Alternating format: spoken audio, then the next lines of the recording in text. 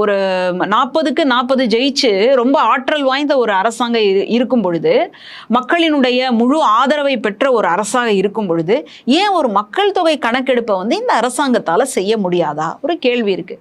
ஆனா மக்கள் தொகை கணக்கெடுப்பு அந்த சட்டத்தின்படி எடுத்து பார்க்கும் பொழுது, இந்த கணக்கெடுப்பு அப்படின்னு சொல்லக்கூடிய அந்த நெறிமுறை, அந்த கிரைட்டீரியா மாநில பட்டியல்ல இல்லை.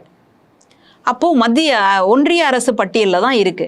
அப்போ இங்க சரி பரவாயில்ல இருக்கட்டுமே, அவங்க ஏதோ ஒரு வேலையில இருக்கிறாங்க, இவங்க தான் எடுக்கக்கூடாது அப்படின்னு கேட்டால் எடுக்கலாம். எடுத்தா என்ன நடக்கும்னா, இது சரியில்லை, நீங்க பண்ணது எதுவுமே சரி கிடையாது, இது தப்பு அப்படின்னு சொல்லி ஒரே நாள்ல அதை கிழிச்சு போடுறதுக்கான வாய்ப்புகள் அதிகம். இப்போ கூட நீதிபதி சந்துரு தலைமையிலான சமூக நீதி குறித்த ஒரு ஆய்வு வந்து அவர் செஞ்சு விசாரணை குழு வந்து நடத்தி விசாரணையை பண்ணி அந்த ஆய்வை வந்து கொடுத்தாரு.